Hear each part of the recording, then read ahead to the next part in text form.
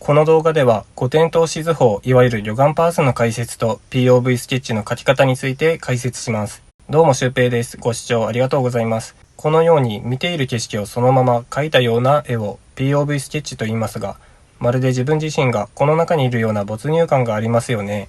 こうした空間を描くための基礎となるのが透視図法です。まず一番シンプルなのが一点透視です。目線の高さを表すアイレベルの一点に向かって線が集まります。この点のことを消失点と呼びます。二点透視は建物の角から見た時のように2つの方向へ奥行きが広がっていきます。三点透視は高いビルを見上げたり、逆に高い場所から見下ろしたようなダイナミックな高さを表現できる描き方ですね。そして四点透視ですが、空間が球体のように湾曲しているとしたらどうでしょうか。上下左右の消失点をそれぞれ直線で結びつけていきます。すると空間がぐにゃっと曲がったような四点透視のパースが生まれました。でもこれらの方法だけでは肉眼で見ているようなもっと広い世界は表現できません。そこで登場するのが5点透視です。4点透視の図の真ん中にもう一つ点を打ちます。これで上下左右、そして画面の中央合わせて5つの消失点ができました。この5点透視はこれまでに紹介してきた透視図法を全て含みます。曲線を使うことで魚眼レンズで見たような広大な空間を1枚の絵に収めることができますね。ですがこのパースだと空間の歪みが強すぎるので、視線を下に向け上の消失点が紙の中に入らないようにしてみます。するとアイレベルが少し曲がるので、画面の中に手元を入れつつ空間の広がりを自然に表現できるんですね。実際にスケッチしてみます。先に鉛筆でアイレベルと下の消失点を書きます。どの範囲まで書くのかをだいたいイメージしていますが、わからなくなる場合は下書きしてくださいね。私はだいたい手元から書き始めます。近い場所から遠くへ広がるように進めると書きやすいです。特に意識することは3つです。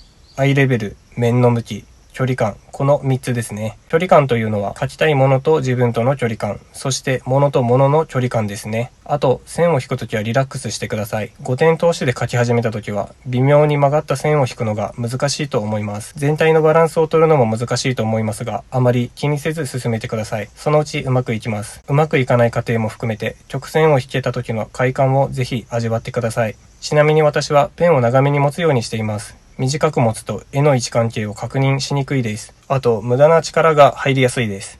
できました。光と影をもっとうまく表現できたら、さらに臨場感を表現できそうです。私は普段下書きなしで描くのが好きなんですが、ガイド線を使わない時でも意識することは目線の高さ、面の向き、自分と風景の距離感、この3つです。実はこの3つは直感的に感じ取ることができます。例えばこのように自分の真下にある正方形も離れていくと見え方が変わりますよね。この見え方を意識するとガイド線を使って理解するよりも空間を感じ取りやすくなります。ガイド線に頼ると風景にあるものを線で捉えてどこの消失点に集まるのかということで頭がいっぱいになってしまいます。ガイド線なしで描くと風景を線ではなく面の見え方や距離感で捉えるので、その物体が持つ本来の質感が失われずに存在感を維持できるんじゃないかなと思いますね。この描き方は厳密なパースに従っていません。ですが独特のバランス感が生まれるのが面白いところです。ちなみにアイレベルは基本直線ですが、観察者の周りをぐるりと囲むリングと考えてみます。リングを紙の上に書き写すと円になりました。この円を使って書くと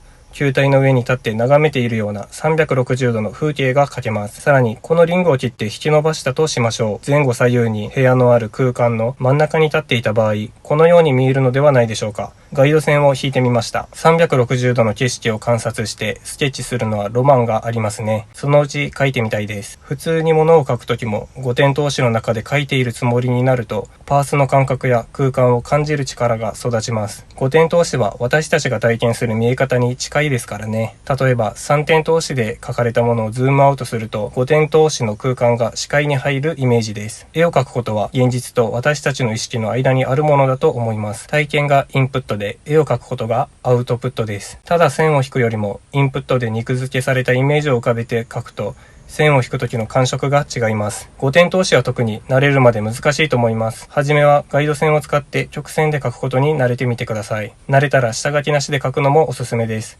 観察した空間が白紙の上に組み立てられていくプロセスと一発書きのライブ感がとても味わい深いスケッチを体現できます。ぜひ試してみてくださいね。最後までご視聴ありがとうございました。気が向いたらチャンネル登録お願いします。